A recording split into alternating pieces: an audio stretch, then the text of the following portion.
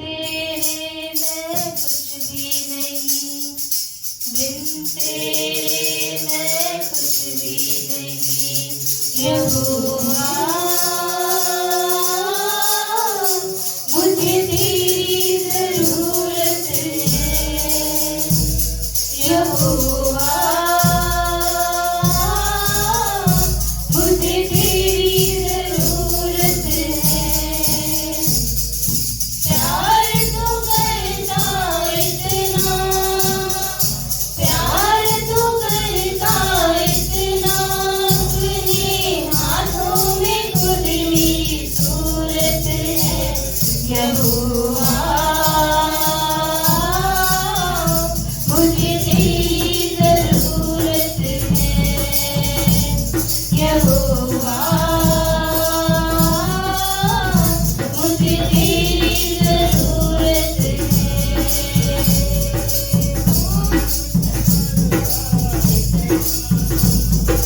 प्यार तो करना इतना अपने हाथों में मुझे मेरी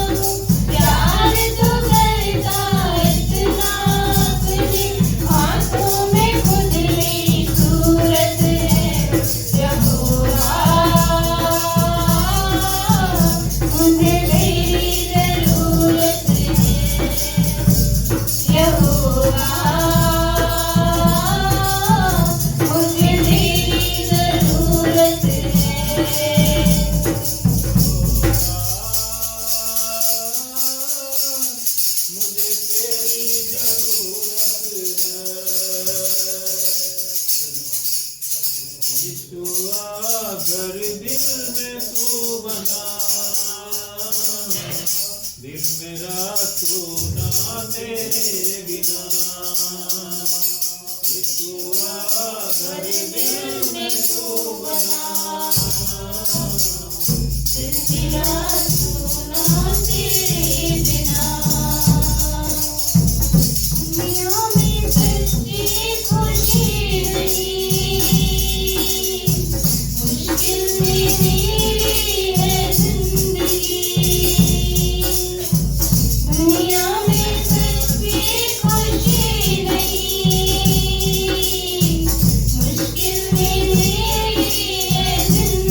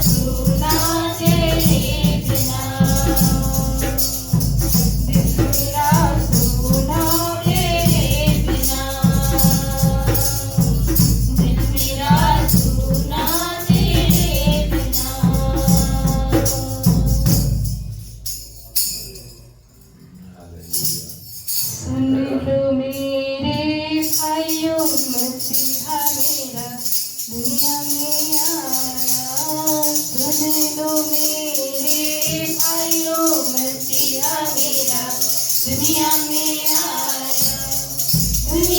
आया यीशु मुक्ति को लाया दुनिया में आया यीशु मुक्ति को लाया पागल को आन बचाया बचाने यीशु दुनिया में आया पागल को आन बचाया बचाने यीशु दुनिया में आया सुन लो मेरे भाइयों मसीहा मेरा दुनिया में आया सुन लो मेरे भाइयों मसीहा मेरा दुनिया में आया घर के पिता का इकलौता बेटा स्वर्ग के पिता का इकलौता बेटा आदम का पुत्र कहलाया कहलाने यीशु दुनिया में आया आदम का पुत्र कहलाया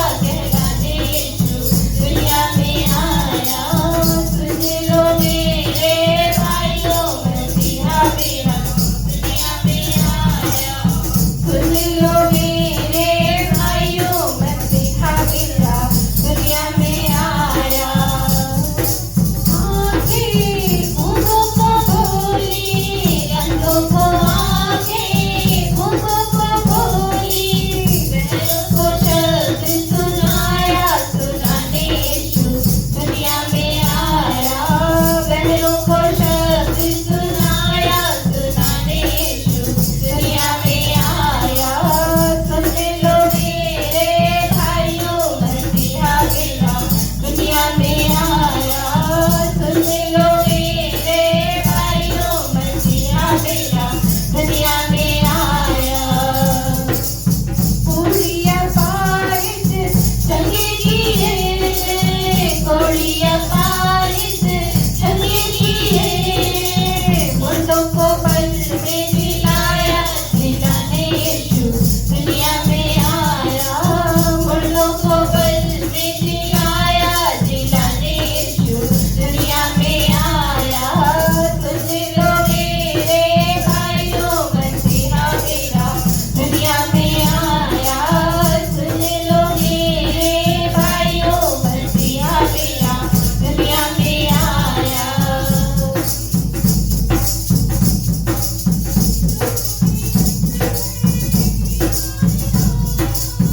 जो कोई उस पर ईमान लाया उसको मसीह ने बचाया बचाने यीशु दुनिया में आया उसको मसीह ने बचाया बचाने यीशु दुनिया में आया सुन लो मेरे भाइयों मसीहा मेरा दुनिया में आया सुन लो मेरे भाइयों मसीहा मेरा दुनिया में आया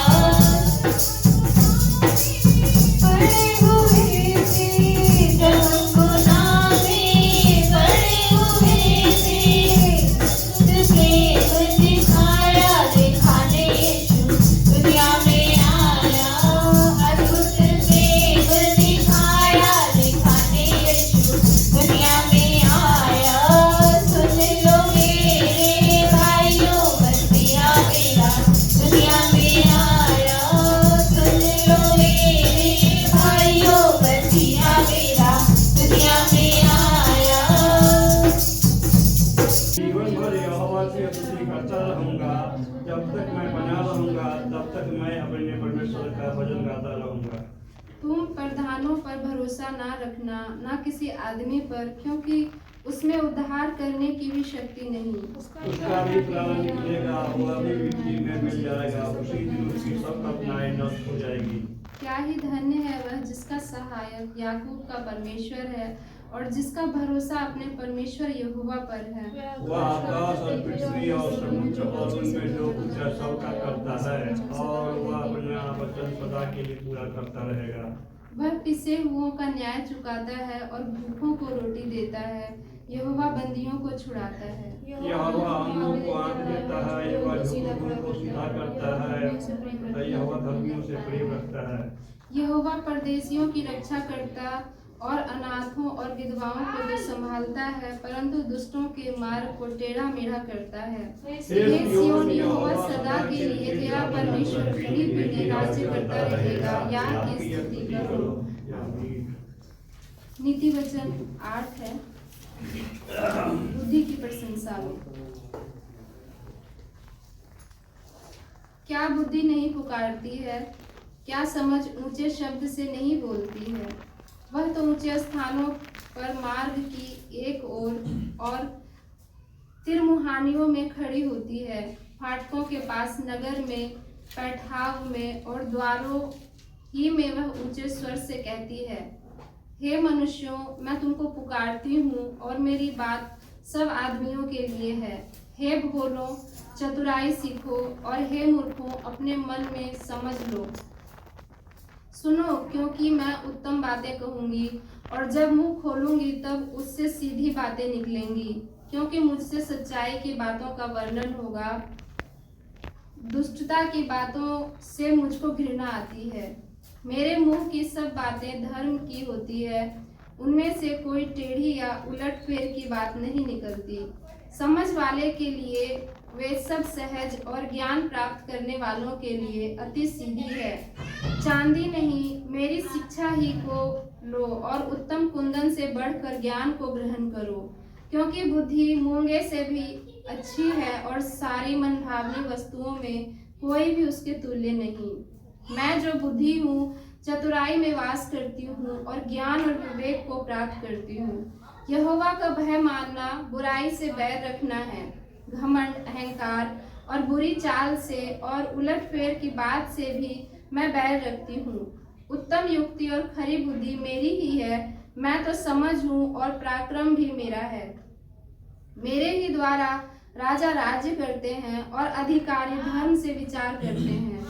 मेरे ही द्वारा राजा, हाकिम और रईस और पृथ्वी के सब न्यायी शासन करते हैं। जो मुझसे प्रेम रखते हैं उनसे मैं भी प्रेम रखती हूँ, और जो मुझको यत्न से तड़के उठकर खोजते हैं वे मुझे पाते हैं। धन और प्रतिष्ठा मेरे पास है, वरन ठहरने वाला धन और धर्म भी है। मेरा फल चोखे सोने से वरन कुंदन से भी उत्तम है। मेरी उपज उत्तम चांदी से अच्छी है। मैं धर्म के मार्ग में और न्याय की डगरों के बीच में चलती हूँ, जिससे मैं अपने प्रेमियों को परमार्थ का भागी करूं और उनके भंडारों को भर दूं। यहोवा ने मुझे काम करने के आरंभ में वरन अपने प्राचीन काल के कामों से भी पहले उत्पन्न किया। मैं सदा से वरन आदि ही से पृथ्वी की सृष्टि से पहले ही से ठहराई गई हूँ, जब ना तो गहरा सागर था और न जल के सोते थे।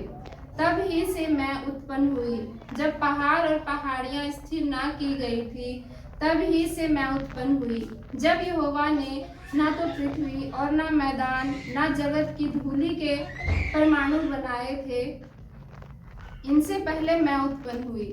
जब उसने आकाश को स्थिर किया तब मैं वहीं थी। जब उसने गहरे सागर के ऊपर आकाश मंडल ठहराया, जब उसने आकाश मंडल को ऊपर से स्थिर किया और गहरे सागर के सोते फूटने लगे, जब उसने समुद्र की सीमा ठहराई कि जल उसकी आज्ञा का उल्लंघन ना कर सके, और जब वह पृथ्वी की नींव की डोरी लगाता था, तब मैं कारीगर सी उसके पास थी और प्रतिदिन मैं उसकी प्रसन्नता थी और हर समय उसके सामने आनंदित रहती थी। मैं उसकी बसाई हुई पृथ्वी से प्रसन्न थी और मेरा सुख मनुष्यों की संगति से होता था। इसलिए अब हे मेरे पुत्रों, मेरी सुनो। क्या ही धन्य है वे जो मेरे मार्ग को पकड़े रहते हैं। शिक्षा को सुनो और बुद्धिमान हो जाओ। उसके विषय में अनसुनी ना करो। क्या ही धन्य है वह मनुष्य जो मेरी सुनता, वरन मेरी डेवढ़ी पर प्रतिदिन खड़ा रहता और मेरे द्वारों के खंभों के पास दृष्टि लगाए रहता है। क्योंकि जो मुझे पाता है वह जीवन को पाता है और यहोवा उससे प्रसन्न होता है। परंतु जो मेरा अपराध करता है वह अपने ही वह अपने ही पर उपद्रव करता है। जितने मुझसे बैर रखते हालेलुया। परमेश्वर का धन्यवाद हो। दूसरा तीमुथियुस उसकी दूसरी अध्याय और 14 से 26 हम देखेंगे।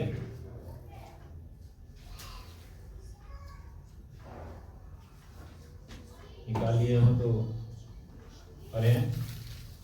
उत्तम कारीगर इन बातों की स्तुति उन्हें दिला और प्रभु के सामने चिता दे कि शब्दों पर तर्क वितर्क ना किया करे, जिनसे कुछ लाभ नहीं होता वरन सुनने वाले बिगड़ जाते हैं।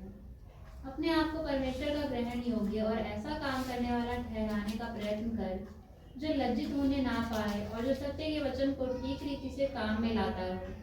पर अशुद्ध बकवास से बचा रह, क्योंकि ऐसे लोग और भी अभक्ति में बढ़ते जाएंगे और उनका वचन सड़े घाव की तरफ फैलता जाएगा।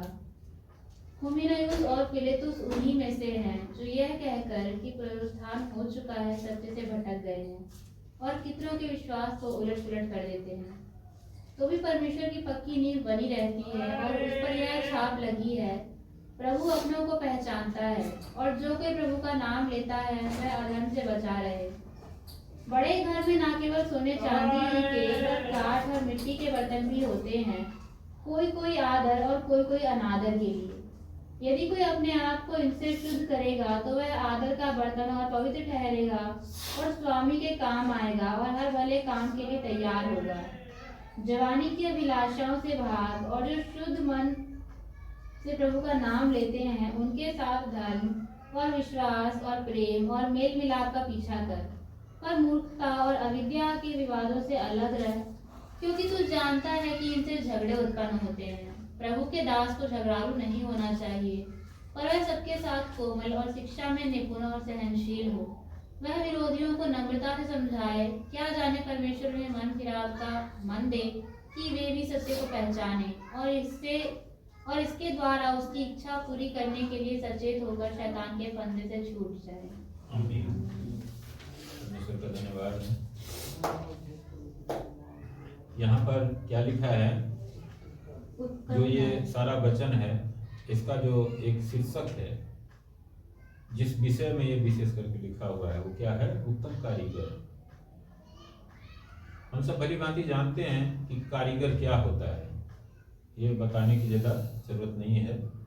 जो कोई चीज बनाता है, संसारिक रीति पर यदि हम देखते हैं तो कोई भी चीज जो बनाता है उसको कारीगर कहते हैं। हालेलुया। या जो चीज बना हुआ है और बिगड़ जाता है तो उसका सुधार करता है, वो कारीगर होता है।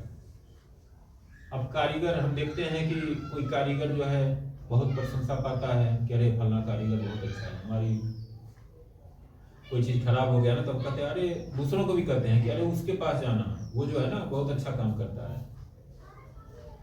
और कोई कोई क्या होता है कि वो अच्छा काम नहीं करता है, तो अगर हम सुन लेते हैं कि हमारे अड़ोस पड़ोस में कोई जा रहा है हमारे जान पहचान में उसके पास, तो हम उसको भी कहते हैं कि अरे वो बेकार है, उसके पास मत जाना। हालेलुया।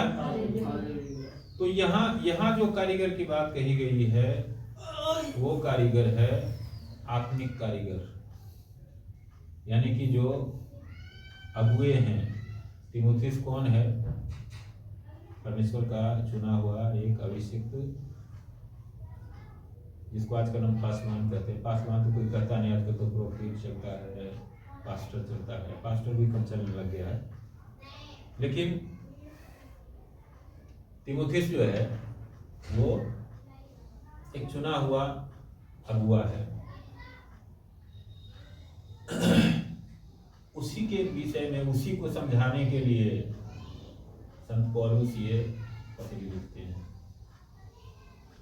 और ये शिक्षा जो है अगुओं के लिए है विशेष करके। और ये मत समझिए कि मैं यहाँ खड़ा हूँ तो मैं ही अगुआ हूँ। परमेश्वर ने हम सबको अगुआ बनाया है, कोई पिछुआ नहीं है। हालेलुया। तो क्या कह रहा है वचन कि उत्तम कारीगर में जो है ना क्या गुण होने चाहिए, और उत्तम कारीगर होता कौन है? जो आत्मिक कलीसिया को गढ़ता है, हम सब एक कलीसिया का निर्माण कर रहे हैं, परमेश्वर के एक चरित्रवान जन का, चरित्रवान दास का, चरित्रवान सेवक का एक तरह से हम क्या कर रहे हैं, निर्माण कर रहे हैं। ये कोई छोटी बात नहीं है, साधारण बात नहीं है, ये सबसे बड़ा काम है, क्योंकि ये उद्धार का काम है। हालेलुया। तो उसमें क्या गुण होने चाहिए और किस तरह से वो काम करे, इसके विषय में है खास करके। और ये बड़े ही गौर से, बड़े ही बारीकी से हमें समझना चाहिए इसको। क्या कह रहा है कि इन बातों की सुधि उन्हें दिला और प्रभु के सामने चिता दे कि शब्दों पर तर्क वितर्क न किया करे, जिनसे कुछ लाभ नहीं होता वरन सुनने वाले बिगड़ जाते हैं। अब इसमें बहुत दूसरे अध्याय को यदि हम पूरा पढ़ेंगे ना, तो उसमें ये लिखा हुआ है कि किन बातों की सुधि दिलाने के लिए कह रहा है, लेकिन अभी हम बहुत ज्यादा पीछे नहीं जा रहे हैं। तो यहां पर क्या कह रहा है कि पहला नंबर कि शब्दों पर जो है ना तर्क वितर्क ज्यादा नहीं करना चाहिए, है ना। हालेलुया। मतलब कई बार जो है ना हम देखते हैं कि प्रचारक जो है ना किन शब्दों का चयन करता है ना। अब ये नहीं है कि यहाँ पर जो है मैं सबको सही ठहरा रहा हूँ या सबको गलत ठहरा रहा हूँ, मैं कोई नहीं होता हूँ कि गलत और सही ठहरा हूँ, लेकिन ये परमेश्वर का वचन हमें बता रहा है। यदि आप परमेश्वर से प्रार्थना करके, प्रार्थना पूर्वक यदि आगे चलते हैं, तो परमेश्वर आपको शब्द भी देते हैं, आपको नम्रता भी देते हैं और आपको ज्ञान भी देते हैं, है ना। और हम खुद मुख्तार बन जाते हैं ना, मतलब सेल्फ डिक्लेयर, तो फिर हमारे पास कुछ नहीं होता है, हम ढनढनाते हुए पीतल होते हैं। तो हमें लगता है कि हम जो कुछ भी कर रहे हैं हम सही कर रहे हैं, लेकिन वैसे जगहों में क्या होता है कि विवाद ज्यादा होता है, और जहाँ आत्मिक कलीसिया होती है ना वहाँ विवाद कम होते हैं या ना होते। हालेलुया। तो यहाँ पर वही कह रहा है कि शब्दों पर तर्क वितर्क न किया करे, जिनसे कुछ लाभ नहीं होता वरन सुनने वाले बिगड़ जाते हैं।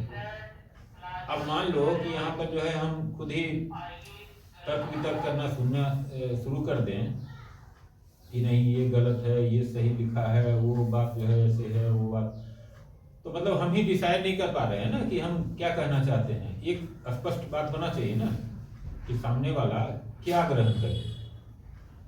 अब अगर हम चार बातें मिला देंगे, मिक्स कर देंगे, मीठा भी डाल देंगे, खट्टा भी डाल देंगे, नमकीन भी डाल देंगे, कड़वा भी डाल देंगे, सारी चीज डाल देंगे, मिर्ची भी डाल देंगे, तो उसमें स्वाद का पता लगेगा कि ये दरअसल में है क्या।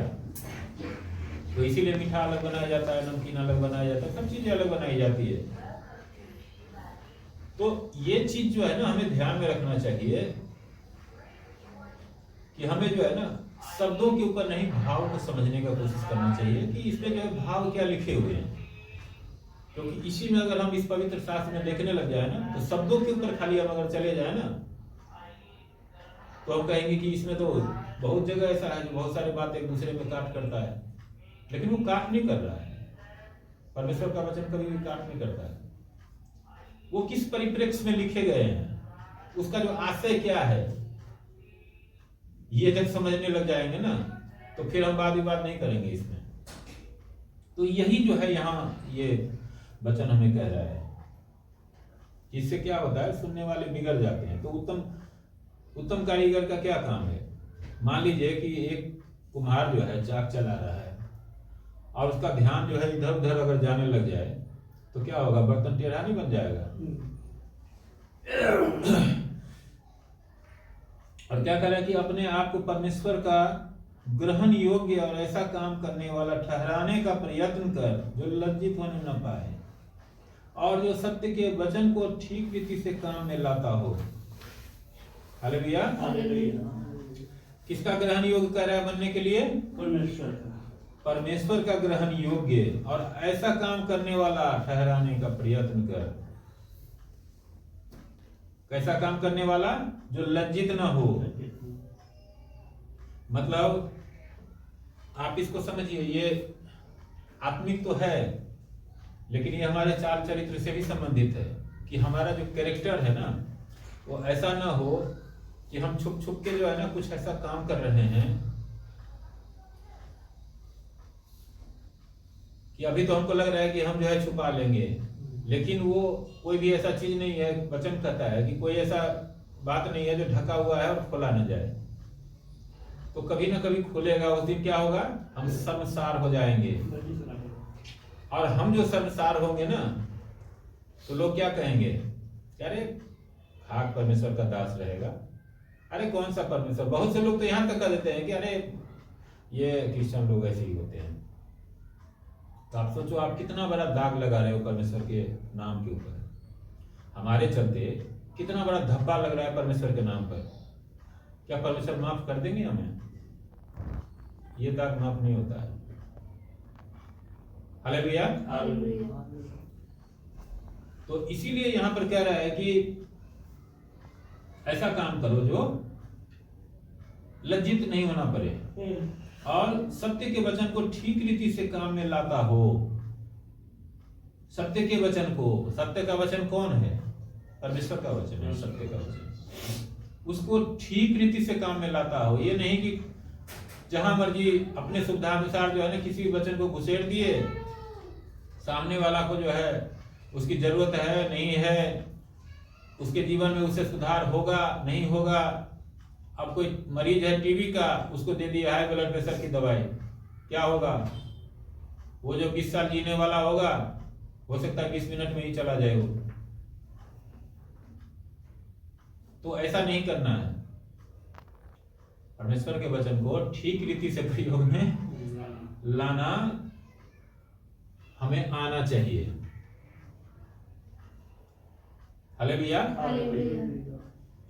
और क्या कह रहा है कि पर अशुद्ध बकवाद से बचा रह, क्योंकि ऐसे लोग और भी अभक्ति में बढ़ते जाएंगे।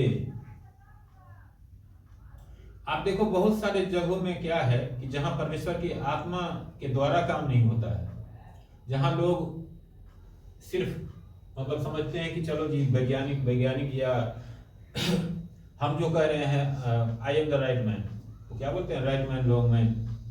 तो मतलब अपने आप को जो है राइट मैन बताते हैं और सामने वाले को जो है रॉन्ग मैन बताते हैं।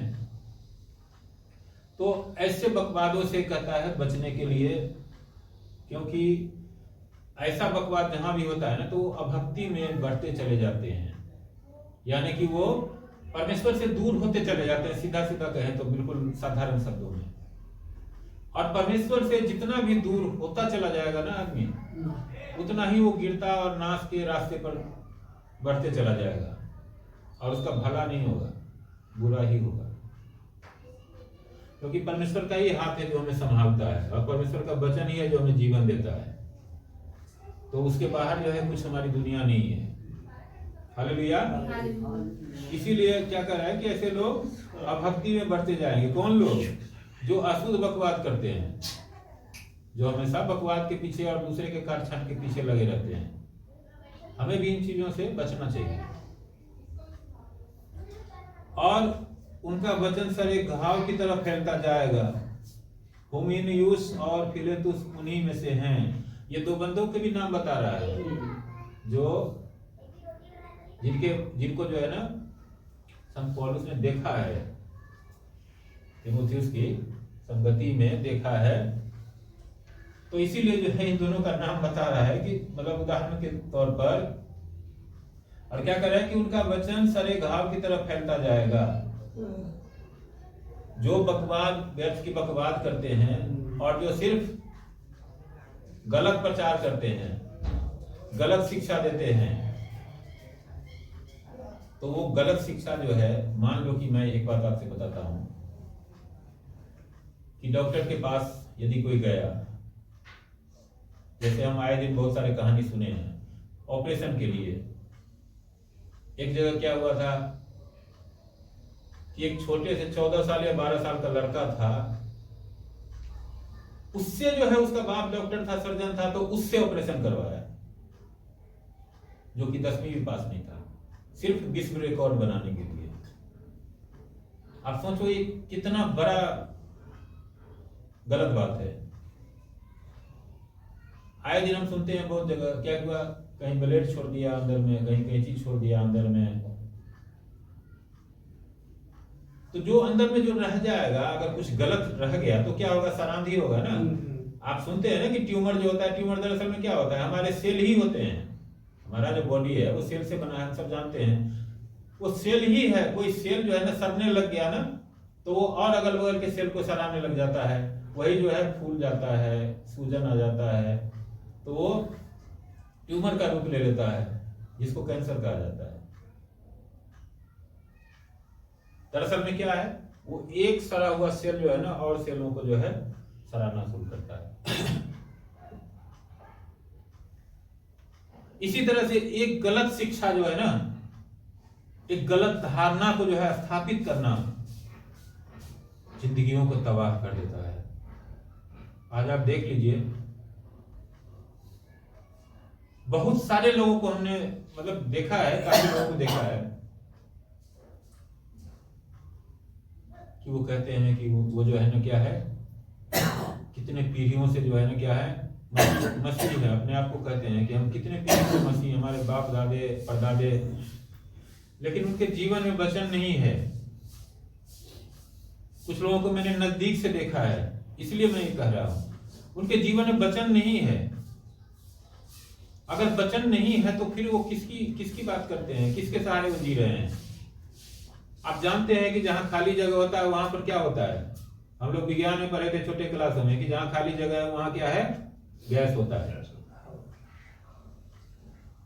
तो उनके जीवन में क्या है, जो दूसरा अपोजर है वो काम करेगा। यदि परमेश्वर काम नहीं करेगा तो दूसरा काम करेगा। दूसरा जब काम करेगा तो वो अच्छा तो करेगा नहीं। इसलिए लोगों की जिंदगी तबाह है। वो जो है रविवार को जाते हैं फॉर्मेलिटी निभाने के लिए संगति में, कि हमने बड़ा काम कर लिया, संगति का हिस्सा बन गए, लेकिन बाकी 6 दिन 7 दिन जो है ना, वो अपने जीवन को कभी भी नोटिस नहीं करते हैं, अपने जीवन को कभी रियलाइज नहीं करते हैं कि हम कहां पर खड़े हैं, हम जो कर रहे हैं सुबह से शाम तक वो सही कर रहे हैं, गलत कर रहे हैं, क्या कर रहे हैं, हमें सुधार की जरूरत है, हम क्या सुधारना चाहिए, हमारे जीवन में क्या गलत हो रहा है। बीमारियों में हम सड़ रहे हैं, बहुत सारे दिक्कत परेशानियों में जी रहे हैं, लेकिन हमें उन सब चीजों के विषय में सोचने की जरूरत नहीं होती है कि ये क्यों आ रहा है। परमेश्वर ने क्या हमें बीमार होने के लिए चुना है क्या, कि जीवन भर तू सड़ता रहा, मरता रहा, बीमार रहा। अरे मैं कह रहा हूं कि बीमारी आती भी है, शरीर है, जीवन है, बीमारी आएगी तो मान लो कहीं ना कहीं या तो हमारी कोई गलती होगी, या तो कुछ ना कुछ परमेश्वर जो है उसके द्वारा अपनी महिमा दिखाना चाहते होंगे। लेकिन जब हम परमेश्वर के सामने बैठेंगे, उसकी संगति करेंगे, तभी तो परमेश्वर हमें बताएंगे। तो जब वचन होगा तभी तो हम वचन की कदर करेंगे। इसीलिए यहां पर क्या कह रहा है कि वो क्या होगा, जो गलत शिक्षा है वो सरे घाव की तरफ फैलता चला जाएगा और वो जिंदगियों को, पीढ़ियों को तबाह कर देता है। हालेलुया। जो यह कहकर कि पुनरुत्थान हो चुका है सत्य से भटक गए हैं और कितनों के विश्वास को उलट पुलट कर देते हैं।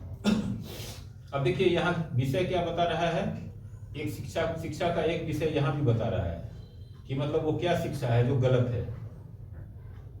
क्या कह रहा है कि यह कहकर कि पुनरुत्थान हो चुका है सत्य से भटक गए हैं। हम भी बार बार सुनते हैं ना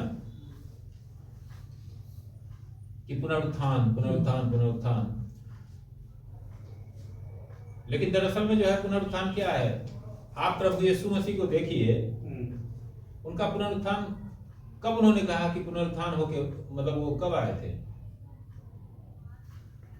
पहले पुनरुत्थान से पहले क्रूस पर चढ़ाए गए, कब्र में गाड़े गए थे और तीसरे दिन जो है जी करके उठे थे और तब चेलों को और बाकी लोगों को उन्होंने दिखाया था।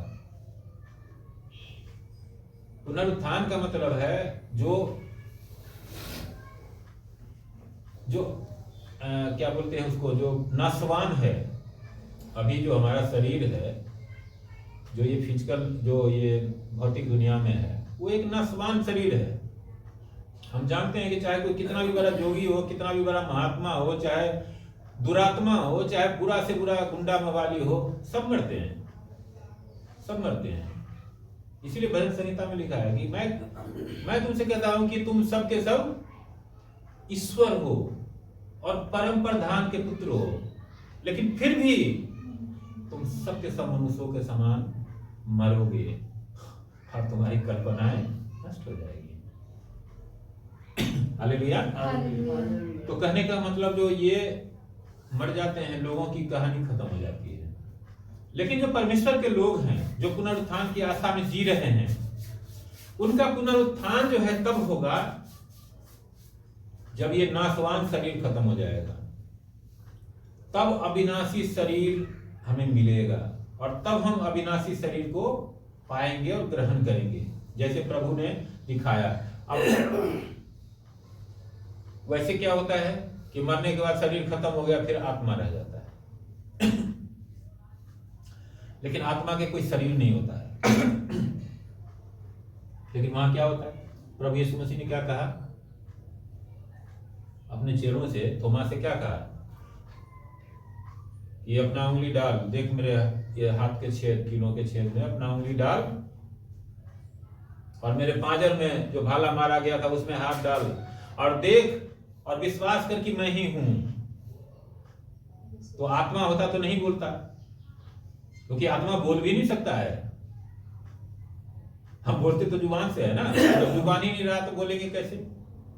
और जब सुनते भी तो कान से ही है ना, तो जब हम हैं नहीं तो फिर कान है नहीं हमारे पास, तो सुनेंगे कैसे? तो आत्मा ना तो बोल सकता है ना सुन सकता है। तो वो अविनाशी शरीर में थे जिसको हम पुनरुत्थान कहते हैं। इसीलिए वो चेलों से बात कर रहे थे, इसीलिए उन्होंने चेलों के साथ खाया पिया चले, और लोगों के साथ भी, खाली चेलों के साथ ही नहीं, बहुत से लोगों को दिखाई दिए और बात भी किए। तो कहने का मतलब यह है कि पुनरुत्थान तब होगा, और बहुत से लोग, जैसे इसमें ये दो लोगों का उदाहरण दिए, अगर वो पुनरुत्थान की बातें करते हैं कि हाँ जी हमारा तो पुनरुत्थान हो चुका है, तो झूठी शिक्षा है। वो शिक्षा जो है विनाश को ले जा रहा है। क्योंकि मान लो आप खुद सोचो, हम 30 दिन 35 दिन मान लो नौकरी करते हैं, तो क्यों करते हैं? क्योंकि हमें तनख्वाह की आशा रहती है ना, कि 10 तारीख को 12 तारीख को हमें क्या होगा, तनख्वाह मिलेगा, तो हमें काम करना ही करना है। अगर हमें पता चले कि हर महीने पहले तारीख को ही काम मिल जाते, पैसे मिल जाते हैं, या जब चाहे तब मिल ही जाता है पैसे, तो कोई काम करना चाहेगा? क्या जरूरत है में 40 दिन खपने की? हमें तो बिना कमाए ही तनख्वाह मिल रहा है। अब अगर हमारा पुनरुत्थान पहले ही हो चुका है तो हम क्यों झूठ मूठ कर तकलीफ उठा रहे हैं? फिर तो जियो और जो मर्जी सो करो, बुराई करो अच्छाई करो, दुनिया से भी 4 कदम आगे निकल जाओ, लेकिन उसका अंजाम क्या होगा? जो हमारा उद्धार है वो भी हमसे छिन जाएगा, और पुनरुत्थान तो बहुत दूर की बात है। इसीलिए हमें कोई भी शिक्षक हो, मैं बार बार ये बात कहता हूं कि वहां पर जो मौजूद भीड़ है ना, उसको मत देखिए कि कितनी भीड़ है किसके पास। परमेश्वर के पीछे भी बहुत लंबी लंबी भीड़ें चलती थी, ये बाइबल हमें बताता है, लेकिन उसमें जो है ना क्या है, उद्धार पाने वाले नहीं थे। वो रोटी और मछली खाने वाले होते थे, उद्धार पाने वाले नहीं। उद्धार पाने वाले ना परसेंटेज में भी नहीं थे, आज भी वैसे ही है, ये बात ध्यान रखिए, आज भी वही समय है। तो इसीलिए हमें कोई भी शिक्षा हम देख रहे हैं, सुन रहे हैं, हमारे सामने है, तो हमें उसको परखना है प्रभु के वचन से, कि क्या वो प्रभु के वचन के अनुसार बातें कर रहा है या नहीं कर रहा है, या कुछ भी हाके जा रहा है, कहीं से भी कुछ उठा लिया और अपना बड़ी बड़ी हाके जा रहा है। उससे हमारा उद्धार नहीं होगा, हम भटक जाएंगे, और जो हमने प्रभु से पाया है ना वो भी हम खो देंगे। इसलिए हमें हमेशा सावधान रहना है। और जो यहाँ पर लिखा है उत्तम कारीगर, क्योंकि देखो हम अपने बाल बच्चों को भी सिखाते हैं और सिखाएंगे, और पता नहीं न जाने कितने लोगों को सिखाने के लिए परमेश्वर ने हमें खड़ा किया हुआ है।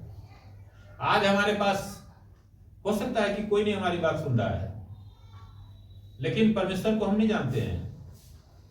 थोड़े समय बाद हो सकता है परमेश्वर एक ऐसा जगह हमें पहुंचा दें, एक ऐसे लोगों के बीच में पहुंचा दें जहां परमेश्वर ने हमें खड़ा किया है उन लोगों को लीड करने के लिए, उन लोगों को सही रास्ते पर लेके चलने के लिए। तो हमारे पास सही ज्ञान रहेगा तभी तो हम देंगे। जब हमारे पास खुद ही सही ज्ञान नहीं होगा तो हम क्या सिखाएंगे उनको?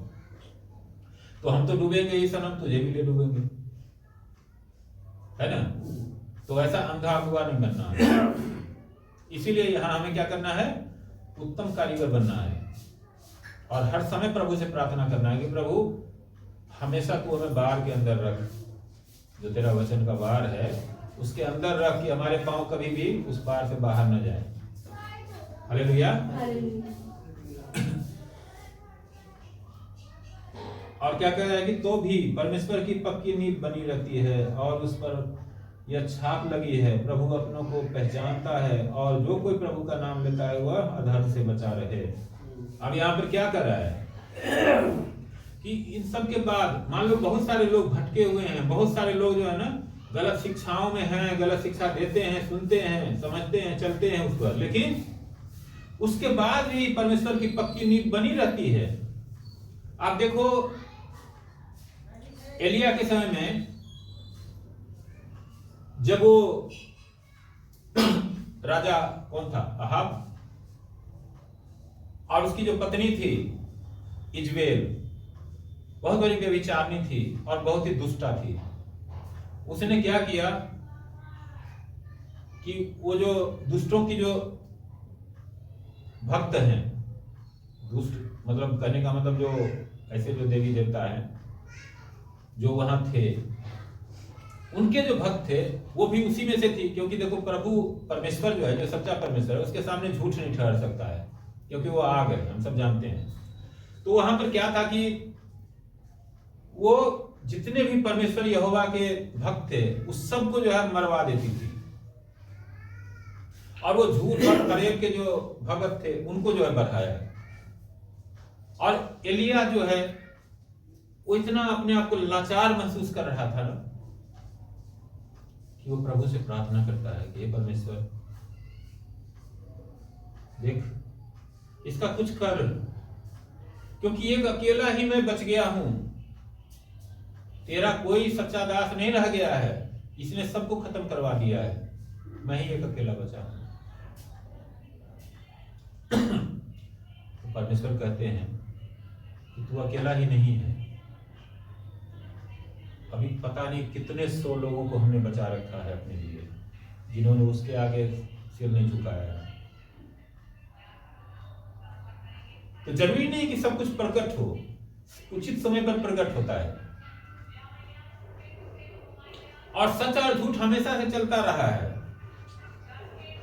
कितना भी धुंध हो, कितना भी धुआं हो, लेकिन फिर भी वो छटता भी जरूर है। पहले भी छटा है और अब भी छटेगा। हालेलुया। तो इसीलिए यहाँ पर लिखा है कि परमेश्वर की जो नींव है ना वो हमेशा बनी रहती है, उसको कोई हिला नहीं सकता है, और उस पर यह छाप लगी है, प्रभु अपनों को पहचानता है। प्रभु ने क्या बोला कि मेरी भेड़ें मेरे सब सुनती है और पहचानती है। जो प्रभु की भेड़ें नहीं है ना, वो उनके शब्द को चाहे कितना भी कोई नरसिंहार फूके वो नहीं सुनने का, और जब सुनेगा नहीं तो पहचानेगा कैसे ये प्रभु की आवाज है। हमने यदि सुना है ना तो इसलिए कि हम उसके हैं, इसीलिए हमने सुना है, और वो हमें पहचानता है और हमने भी उसको पहचाना है। उसने ऐसा मौका दिया है कि हम उसको पहचान सके कि तू ही हमारा पिता है, तू ही हमारा उद्धार करता है। जब तक वो न खोले आंख तक तब जो है ना कोई देख नहीं सकता है। हालेलुया।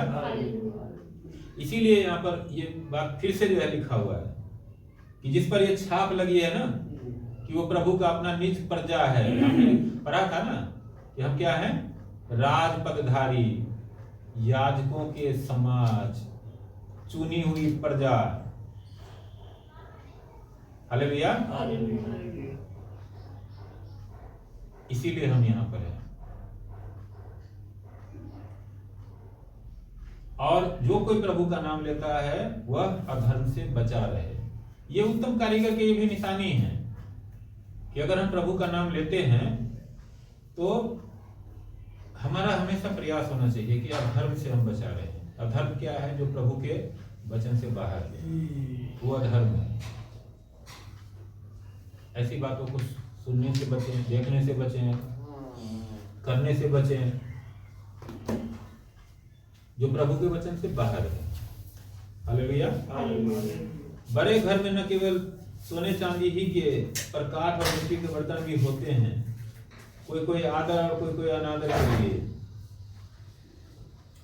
अभी संसार में क्या है? अभी हम बात कर रहे थे ना कि पूरा संसार जो है उस परमेश्वर का ही है, हर एक जन उसी का है। क्योंकि यहाँ 10 परमेश्वर नहीं है जो बनाया हो अलग कि ये मेरे लोग हैं वो मेरे लोग हैं, तो फिर तो अलग अलग होते सब।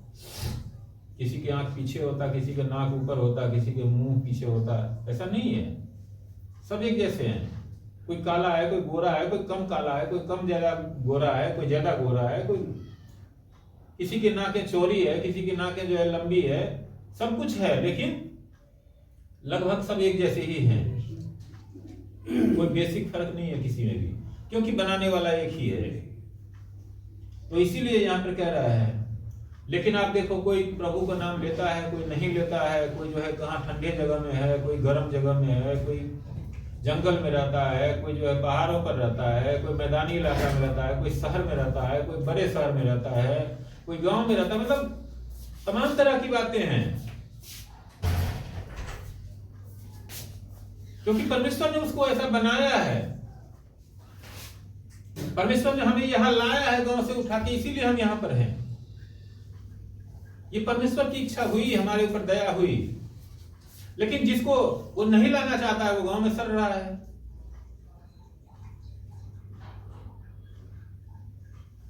तो इसलिए हर एक तरह के इंसानों को परमेश्वर ने बनाया है, हर एक तरह के जीवों को बनाया है। अब कोई जो है बहुत देखो आदर पाता है, कोई क्या है बहुत ज्यादा अनादर पाता है समाज में, है ना। अब वो लाजर और धनी व्यक्ति के विषय में हमने सुना है कि लाजर जो है किस जगह पर था और जिसके दरवाजे पर उसको लाके रख दिया जाता था कि ताकि वो जूठन पत्थर चाटे, वो कैसा था। और उसके बाद जो है फिर क्या हुआ, मरने के बाद दोनों का क्या हुआ, वो भी प्रभु का वचन हमें समझाता है। हालेलुया।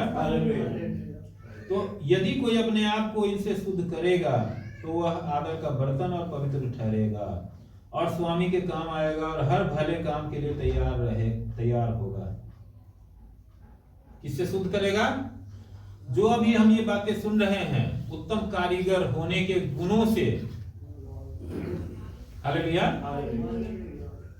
जो यहाँ पर उत्तम कारीगर होने के गुण दिए गए हैं, उन गुणों से, उन शिक्षाओं से, उन कामों से अपने आप को सजा के रखेगा, अपने आप को संवार के रखेगा, अपने आप को भर के रखेगा, तो वो आदर का बर्तन और पवित्र ठहरेगा, जो परमेश्वर को चाहता है, और स्वामी के काम आएगा। परमेश्वर उसको इस्तेमाल करेगा और हर भले काम के लिए तैयार होगा। हालेलुया। जवानी की अभिलाषाओं से भाग और जो शुद्ध मन से प्रभु का नाम लेते हैं उनके साथ धर्म और विश्वास और प्रेम और मेल मिलाप का पीछा कर। सबसे ज्यादा आदमी गलती कब करता है? यही एक उम्र है जब आदमी सबसे ज्यादा गलतियां करता है, क्योंकि नए नए जो है ना क्या होता है कि हम बल पाते हैं, है ना। एक नई दुनिया में हम प्रवेश करते हैं, नए दोस्त,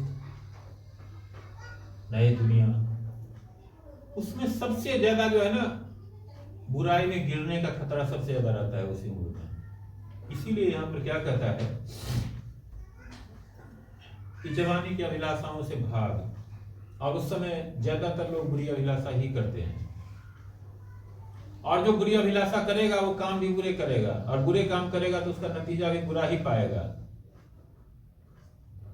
बहुत सारे लोग जो बहुत अच्छे हो सकते थे, उनकी जिंदगियां नष्ट हो गई, बर्बाद हो गई उनकी जिंदगियां, क्योंकि वो उस समय पर जो है ना अपने आप को संभाल नहीं पाए।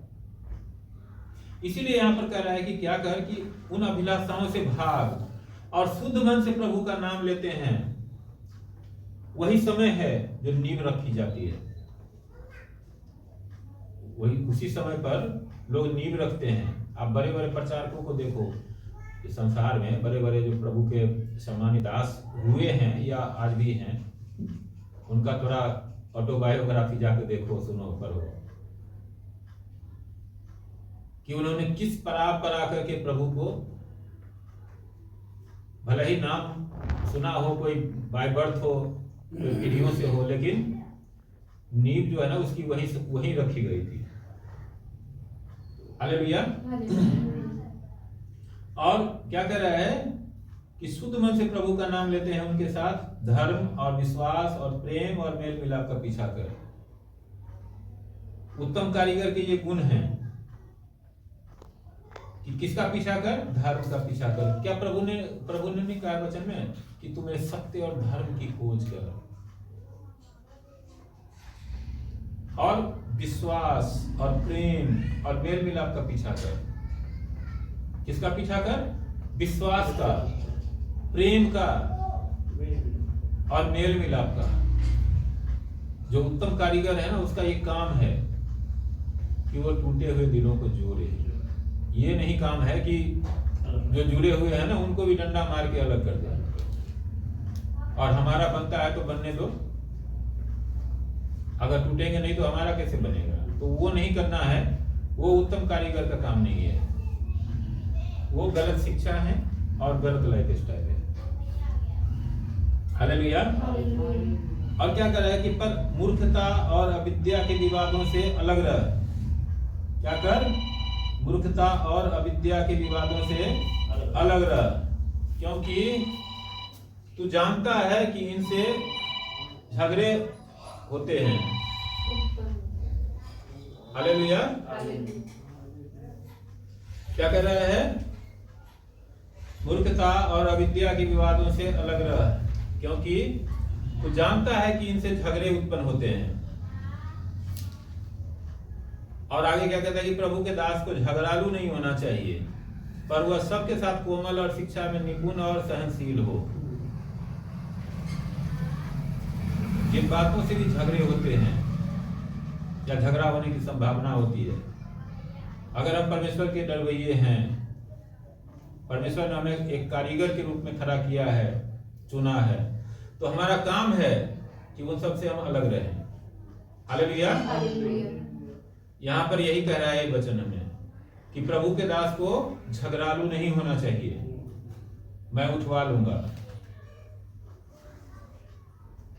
मैं गोली मार दूंगा, ये सब काम प्रभु के लोगों का नहीं है। ये संसार के लिए रहने दो ना। अगर हम भी उन्हीं की तरह करेंगे तो फिर तो संसार के लोगों में और प्रभु के लोगों में क्या फर्क रह जाएगा? कोई फर्क नहीं रहेगा ना। इसलिए हमें, यानी कि जो भी उत्तम कारीगर बनना चाहता है, जो भी प्रभु के डर में, भय में चलता है और चलना चाहता है, जो पुनरुत्थान की बात जो रहा है, उसका एक काम है कि वो झगड़ालू नहीं हो।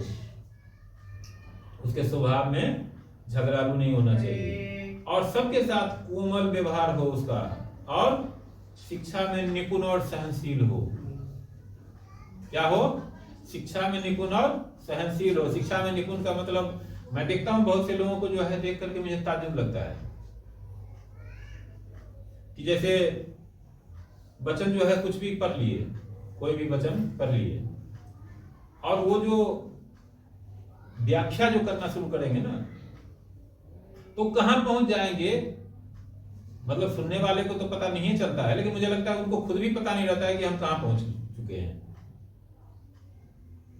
तो आप सोचिए जो क्या शिक्षा है, वो तो अपने, या तो कोई मन की भ्रांस निकाल रहा हो है ना। या तो जो है ना हमारे मन में कुछ भी जो है बन रहा है, विचार, खिचड़ी पक रही है, वो खिचड़ी निकाल के रख दिए बाहर, उससे किसी का भला होगा क्या?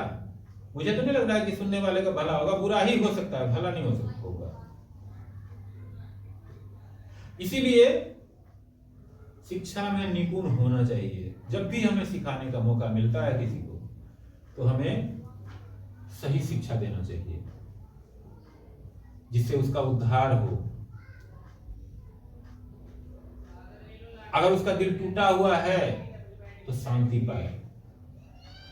ऐसा नहीं कि टूटा हुआ है उसको ऐसी बातें कर दे, जैसे वो अय्यूब को उसके दोस्त आ रहे थे सिखाने का, अरे तूने पाप किए हैं तभी तो तेरे ऊपर जो है ये दंड है,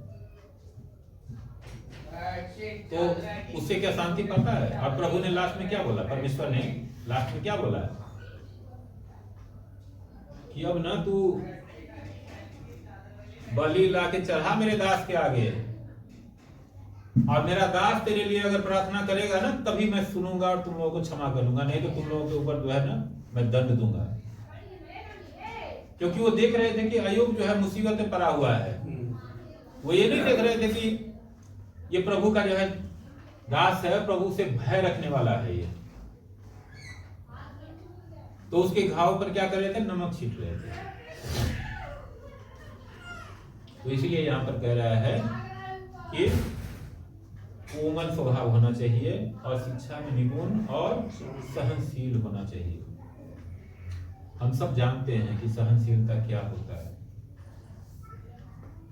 कि सामने वाला जो है ना अगर आपको कुछ गलत भी कह रहा है, कुछ बुरा भला भी कह रहा है, तो आप उसको सह करके जो है ना प्रभु के हाथों में छोड़ दीजिए। यह है सहनशीलता।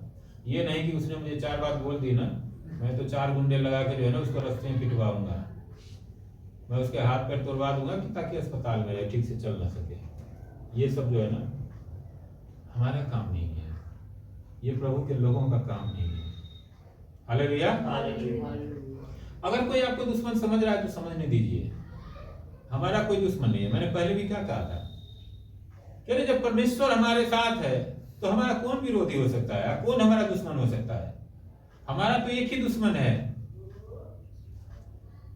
जो हमारा विरोधी है, जो चाहता है कि कब हमें मौका मिले कि इसको फाड़ खाएं।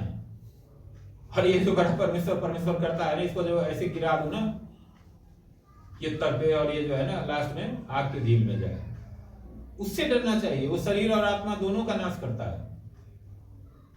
बाकी संसार में क्या होगा, शरीर का ही ज्यादा से ज्यादा घात कर सकता है, इससे ज्यादा कुछ नहीं कर सकता।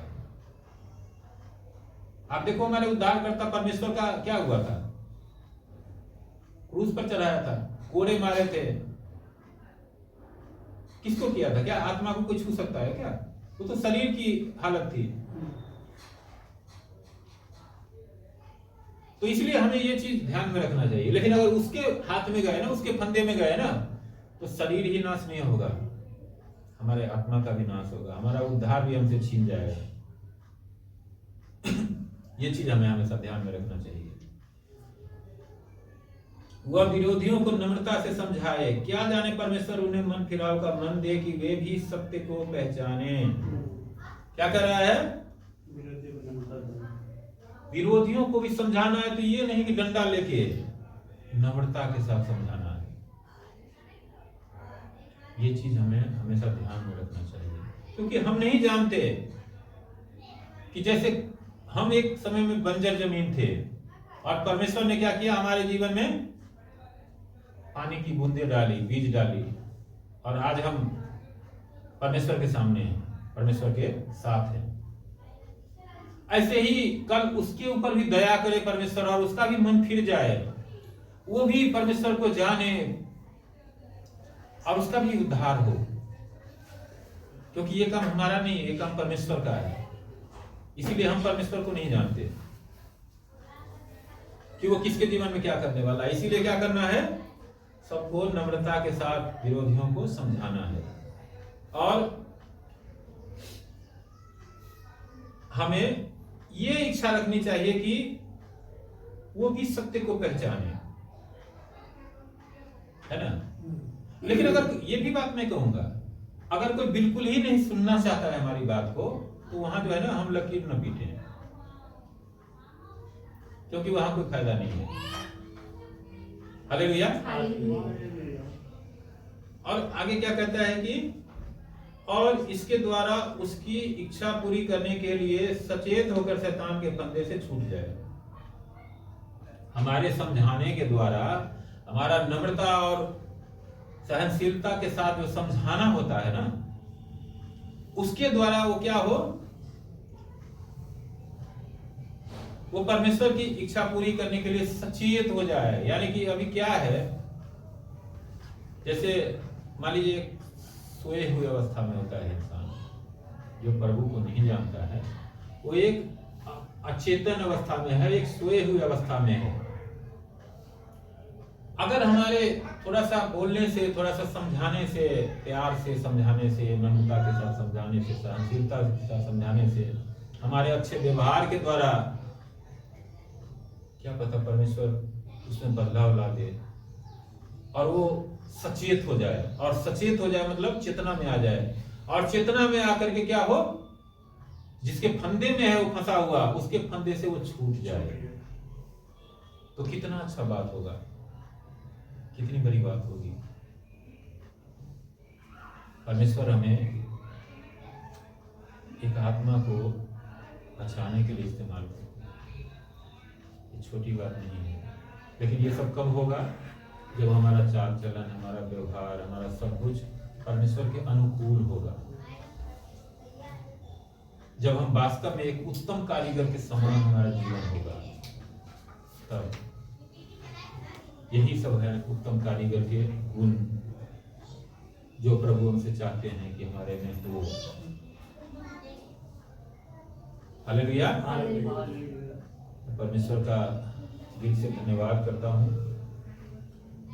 ये वचन हम सबके हृदय में जगह पाए, हम सबके जीवन में काम करे, प्रभु यीशु मसीह के नाम में।